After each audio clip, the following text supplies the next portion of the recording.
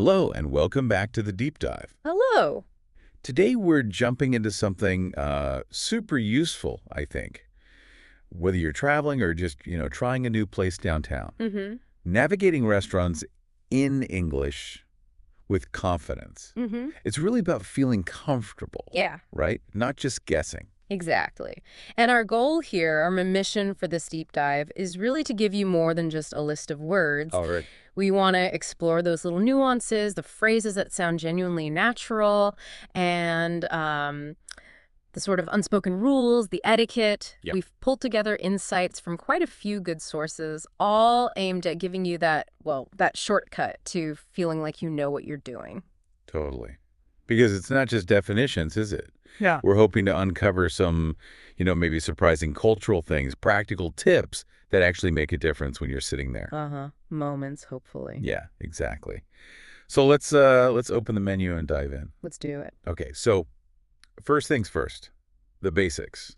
The word restaurant seems obvious, but It does, but there's layers. yeah. Like I remember my friend Lucy. She was in Paris last summer, barely spoke a word of French, Okay. but she was hungry. Saw this lovely little place, smelled like amazing bread.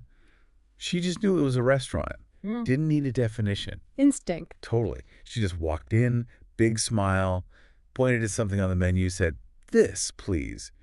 And, well, it worked. First French restaurant experience, loved it. And that's brilliant. It shows that core understanding. A restaurant, fundamentally, is a place you go to buy prepared food and drinks, eat at a table, get served. Simple enough. But the real insight, I think, is recognizing the huge variety packed into that one word. Ah, right. Like a fancy Michelin star place versus, say, a casual diner. Exactly. Both restaurants, but the expectations, the social cues, completely different worlds. Understanding that range is pretty key. That makes sense. Mm. So once you're in, or maybe even getting seated, you deal with the staff, the person taking your order. Traditionally, waiter for a man, waitress for a woman. Mm-hmm. But I've noticed server is used a lot more now. Yeah, absolutely. While waiters and waitresses are, totally fine and understood, server has definitely become the preferred term in many places, especially North America. Why is that, do you think? Well, it's gender neutral, which is a big part of it, Yeah. and it sounds maybe a bit more professional. It reflects that move towards more inclusive language in the service industry. Okay. So say you need your server's attention. What's the Mm. polite way? You don't shout, "Hey!" Oh, definitely not. No shouting, no snapping fingers. Right. The best way is usually just a slight raise of the hand, catch their eye if you can, and a clear, polite, excuse me. Okay. It's respectful, acknowledges they're busy. We found this example of a really friendly server who helped someone pick a great dish, Yeah. simply because the customer got their attention politely first. Makes a difference. It really does. Okay, so you've got the server's attention. Maybe they've brought water. And next up is the menu. The road map. Exactly. The Mm. list of food and drinks. It seems straightforward. It is, mostly. But a quick tip here. Don't call it a food card or just the list. It's always menu. Got it. Menu. Beyond just the word, there's a skill in reading it quickly. Look at the number of options, the layout, the prices. It gives you clues about the place. Is it fancy? Is it casual? What's the likely cost? That's smart. Like reading the room, but reading the menu. Kind of. Like James's story, he was faced with this menu entirely in Italian. No clue what the words meant. Oh, wow. What did he do? The picture saved him. He just pointed and said, that one. He couldn't read the menu literally, but he read the visual cues. Still got a meal he enjoyed. Resourceful. Okay, so you're looking at the menu, you're thinking about what to drink. You'll see drinks or maybe beverages. Right. Drink is the common everyday word. Beverage is a bit more formal. You see it written down more. Exactly. Often as a heading on the menu, beverages covering everything from water to wine to soda. But when you're talking, "Can I have a cold drink, please?" is perfectly natural. Just a slight difference. Good to know. Adds a little polish. Okay, let's shift gears. Before you even walk in the door, sometimes you need a reservation, right? Especially for popular places or like fancy restaurants. Oh, definitely. This means booking your table ahead of time, either calling them up or maybe booking online. And why is this so important sometimes? Well, strategy. My friend Olivia, oh dear, she learned this the hard way. Valentine's Day. Oh, no. Forgot to book anywhere. She and her boyfriend traipsed around to 5 full restaurants before they just gave up and got takeaway. A disaster. Total disaster. It really shows for busy times, weekends, special occasions, a reservation isn't just nice to have, it's often essential. So what's the magic phrase? Simple and clear. I'd like to make a reservation for 2 people at 7 p.m. Something like that. Add your name, of course. Got it. Poor Olivia. Yeah. So you arrive, reservation hopefully in hand. There's usually someone at the door to greet you. Yep, that's the host or hostess. They're your first welcome. They check your reservation, find you a table, lead you there. So a typical interaction might be, Pretty straightforward. They might say, "Good evening, do you have a reservation?" And you'd reply, "Yes, it's under the name Emma," or whatever your name is. sets the tone, nice and smooth. Exactly. It's that first step to a good experience. Okay, so we're seated, we've got the menu, maybe ordered drinks. Now, the main event, ordering food. Politeness is key here. Absolutely. You want to be clear, but also, courteous. So avoid just saying, "I want the chicken." That sounds a bit A demanding. little bit, yeah. Softer options are much better. "I'd like the grilled chicken, please," is great. "Can I have the vegetable soup?" Also works perfectly. What about, could I get? Also very good.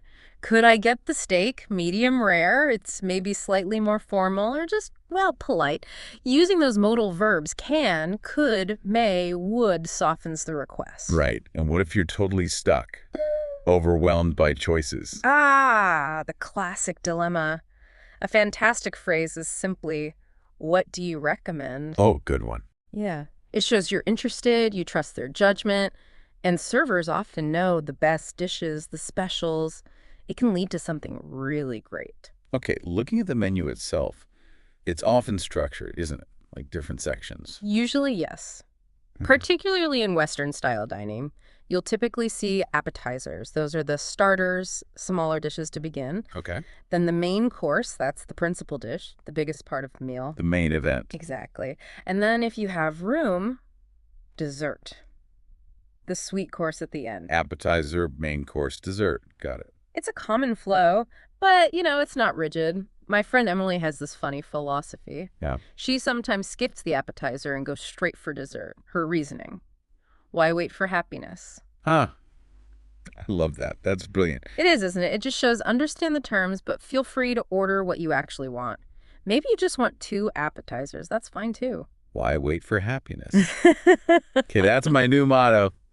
Now, what about changing things? Special requests or dietary needs? This feels important. Super important. For allergies, for preferences, for health reasons, clarity here is crucial. So how do you phrase it? Be direct but polite. "Can I have it without onions?" Or, very clearly, "I'm allergic to peanuts." Make sure they understand the severity if it's an allergy. What about spice? That can be tricky. Oh, definitely. Not spicy means different things in different places, so maybe be more specific. "Could you make it very mild, please?" Or "no chili at all." Right. Max learned this one memorably. He confidently told a waiter in Thailand, "Extra spicy, please." Uh-oh. The waiter kind of raised an eyebrow, asked, "Are you sure, sir?" Max nodded bravely. 10 minutes later. Let me guess. Sweating. Drinking lots of water. Buckets. He was bright red, fanning himself. The waiter just gave him this knowing look. Oh, Max. A lesson in understanding spice levels. Definitely clarify what spicy means there. Okay. And sometimes you want to talk about the food itself. Describe the taste, the texture. We need some words for that. Yeah, having a few adjectives is really helpful. If it tastes great, it's delicious. The go-to positive word. Absolutely. If it lacks flavor, it's bland. Too much salt. Salty, sugary, sweet. That tangy, lemony taste is sour, and pepper heat is spicy. Okay, those cover taste. What about how it feels in your mouth? Texture. Good question. Crispy for things like fries or fried chicken skin. Creamy for soups or sauces or mousse. Greasy if it's too oily. And, well, burnt if it's overcooked. Useful words. So you could say wow, the pasta's delicious. Or, the soup is a little bland.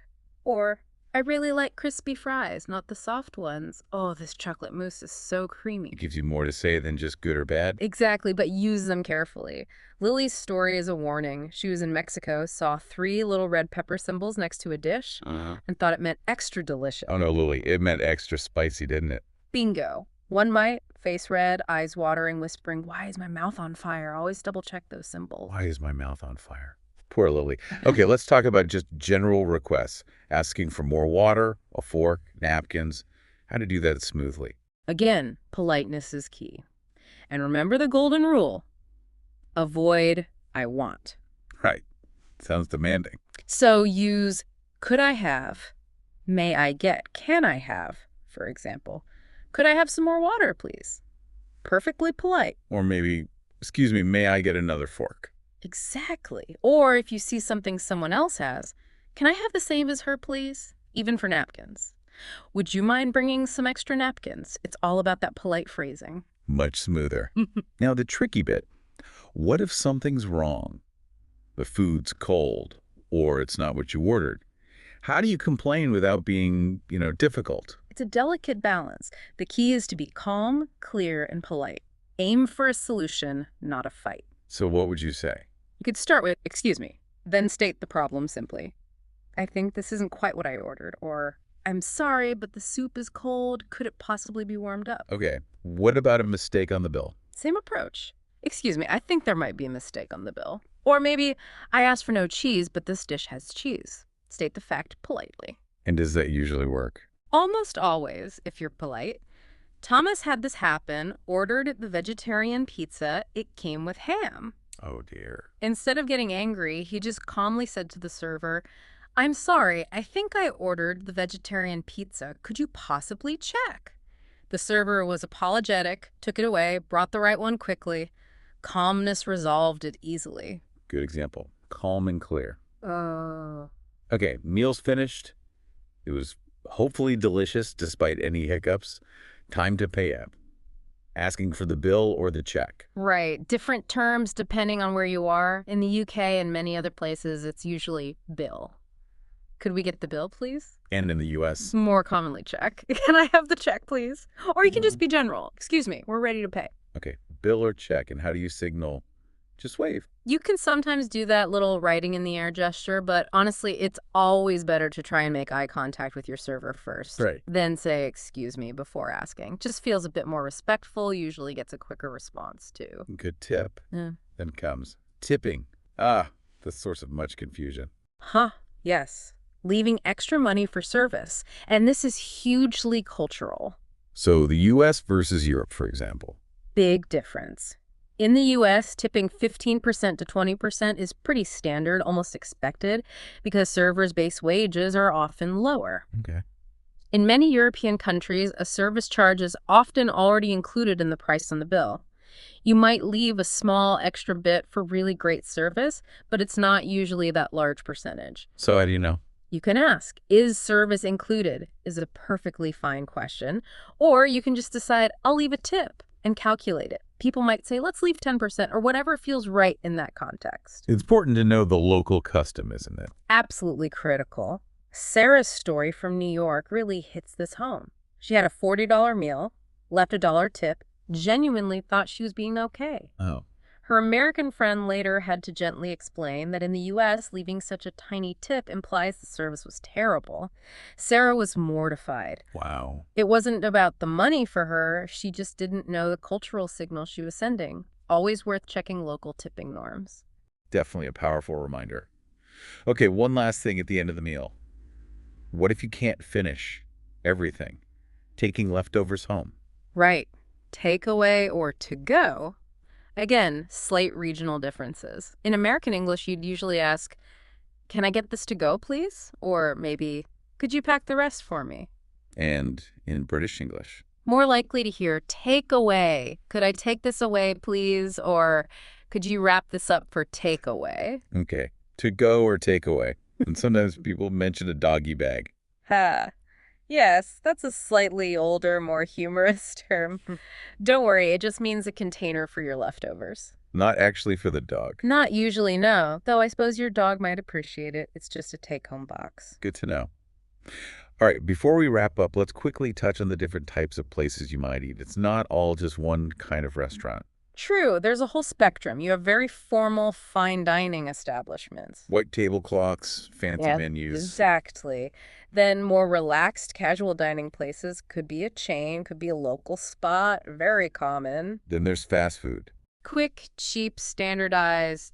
Think burgers, pizza chains, etc. A buffet is where you pay a fixed price and help yourself to as much food as you want from a selection. Oh, I like buffets. Me too. A cafe is usually smaller, more focused on coffee, tea, cakes, maybe light lunches or snacks, Ezzy? and increasingly popular, especially in cities. The food truck. A restaurant on wheels. Offering all sorts of interesting food. Yeah, great variety. And this links to Ben's story from India. He didn't eat in a fancy restaurant, but at a street vendor's cart. Just simple, amazing, spicy noodles. Yeah. He said later, sometimes the best restaurants don't have doors. Wow, that's profound. It really broadens your idea of what counts as a great dining experience, doesn't it? Yeah, Look yeah. beyond the four walls. Embrace the local food scene wherever it is. Great point. So yeah, we've covered a lot today, haven't we? From the absolute basics like menu and server, Right up to the nuances of ordering politely, making special requests, describing tastes, handling problems calmly, understanding tipping. and even the different kinds of places you might eat. It's quite a journey through the dining experience. It really is. And, to show how this all comes together, Mm-hmm. think about Emma's recent trip to London. Okay. She went into this nice little place, didn't have a reservation, but she just confidently asked the host, "Hi, is there a table for one available?" Hmm. Got seated, Nice. looked at the menu, the server came over. She ordered clearly, "I'd like the chicken curry, please," and just water to drink. Simple, polite. Perfect. Food arrived.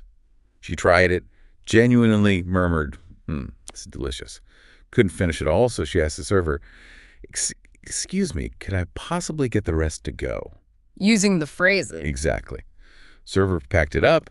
Bill came. She understood about service charge in London, left a little extra because the server was great. Said, "Thank you so much." It was just smooth, Yeah. confident, friendly. And that's the goal, isn't it? That feeling of ease, knowing the language, knowing the basic etiquette. It just unlocks that comfortable experience that's totally achievable for you, the listener. And that brings us to a final thought, something for you to maybe ponder on your own. Right. We've talked a lot about understanding English-speaking restaurant culture, Mm-hmm. but flip it around. Thinking about dining etiquette in your own culture, what's one thing, maybe something small or surprising, that a visitor from another country might find really confusing? Oh, interesting question. Yeah. And how does figuring out those little differences on both sides do more than just help us order food? How does it actually build bridges, create better understanding between people? Something to think about.